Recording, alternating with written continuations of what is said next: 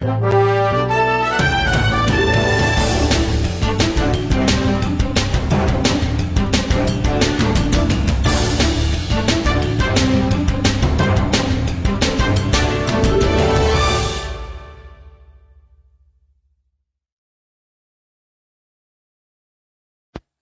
दोस्तों, स्वागत है आपका। तो दोस्तों, आज जो यूरोप के अंदर हुआ है ना, आज से पहले कभी नहीं हुआ।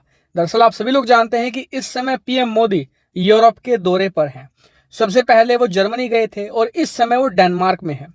इसी बीच यूरोप के कई देश जैसे कि नॉर्वे, फिनलैंड, स्वीडन, आइसलैंड, सभी देशों ने कहा कि पीएम मोदी आप हमारे देश भी आइए, हम आपके साथ बायलैटरल बैठक करना चाहते हैं, कई मुद्दों पर डिस्कस करना चाहते हैं। लेकिन भारत की तरफ से साफ कह दिया गया कि पीएम मोदी का जो शेड्यूल है वो बहुत टाइट है। हम आपसे माफी चाहते हैं, लेकिन पीएम मोदी आपके देश विजिट नहीं कर सकते। अब इस पर इन देशों ने पीएम मोदी को कहा कि ठीक है, आप हमारे देश नहीं आ सकते, तो आप ऐसा कीजिए कि इस समय आप डेनमार्क में हैं, आप वहीं रुकिए, हम सारे देशों के प्रधानमंत्री मिलकर आपसे बात करेंगे डेनमार्क में ही। और आप अपनी स्क्रीन पर देखिए, नॉर्वे के प्रधानमंत्री, फिनलैंड के प्रधानमंत्री, स्वीडन के प्रधानमंत्री और आइसलैंड की प्रधानमंत्री, ये सब डेनमार्क पहुंचे स्पेशली पीएम मोदी से बायलैटरल बैठक करने। और इससे आप समझ गए होंगे कि भारत का कद आज दुनिया में कहां पहुंच चुका है।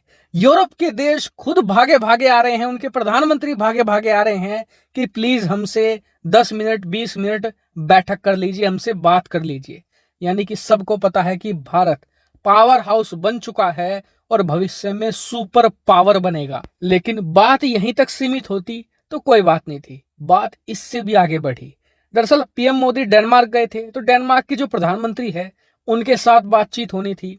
इसी बीच जो डेनमार्क की रॉयल फैमिली है, डेनमार्क में भी ब्रिटेन जैसा सिस्टम है, वहां पर भी राजा रानी होते हैं, तो उन्होंने भी अपने पैलेस में पीएम मोदी को इन्वाइट किया, उनके साथ भी बैठक हुई। इसी बीच जो डेनमार्क की प्रधानमंत्री हैं, उन्होंने पीएम मोदी से एक बहुत बड़ी मांग कर डाली और रिक्वेस्ट ये करी पीएम मोदी से कि आप प्लीज रशिया को रोकिए। हम जानते हैं आपका इन्फ्लुएंस क्या है, रशिया आपकी बात सुनता भी है। ऐसे में आप किसी तरीके से रशिया को समझाइए कि वो यूक्रेन से पीछे हट जाए। और देखिए, इस रिक्वेस्ट के पीछे कारण बहुत इंटरेस्टिंग है। आप ये मत समझ लीजिएगा कि इन देशों को यूक्रेन की बहुत चिंता है, इसलिए भारत से चाह रहे हैं कि भारत थोड़ा इंटरवीन कर दे, रशिया को समझा ले। नहीं, इसके पीछे इनका भी स्वार्थ है। दरअसल रशिया पिछले कई दिनों से जो ये देश हैं, नॉर्वे, फिनलैंड, स्वीडन, डेनमार्क, इन्हें भी धमकी दे रहा है कि अगर यूक्रेन को हथियारों से या किसी और तरीके से मदद पहुंचाई तो युद्ध आपके दरवाजे तक भी पहुंचेगा। वहीं फिनलैंड, स्वीडन को तो सीधी धमकी दी है कि अगर नाटो में शामिल होने के बारे में सोचा भी तो रूसी सेना आपके दरवाजों पर खड़ी होगी। ऐसे में चाहते हैं कि जो ये मामला है ये यूक्रेन तक ही सिमट कर रहे, रूस युद्ध को ज्यादा ना फैलाए। लेकिन हम सभी लोग जानते हैं कि ये कितनी ही रिक्वेस्ट कर ले, भारत इंटरवेंशन नहीं करने वाला। ये इनका मामला है, ये अपने आप संभालेंगे, भारत सिर्फ अपने हितों को देखेगा।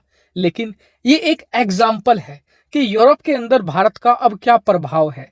अब से कुछ साल पहले यूरोप में भारत की कोई कदर नहीं थी, भारत को कोई पूछता भी नहीं था। लेकिन अब भारत अंतर्राष्ट्रीय बिरादरी में एक बड़े चौधरी की तरह है, जिसकी बात सुनी भी जाती है, जिससे रिक्वेस्ट करी भी जाती है।